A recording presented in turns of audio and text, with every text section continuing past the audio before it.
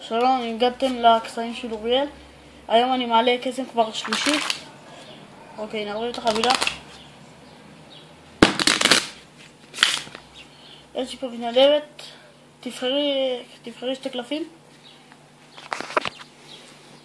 2. אוקיי. תראי אותם לעצמם, תסתכלי עליהם טוב, כי אני אראה. אני אקח אותם לשים אותם פה. לפתור את החבילה ולשים את הקלפים.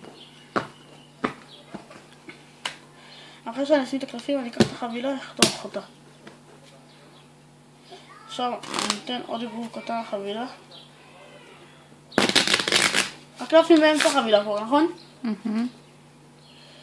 אז עכשיו אני אעשה ככה עד שהקלפים שלך יקפצו למעלה. זה הכף הראשון שלך היה? זה הכף הראשון שלך היה? כן.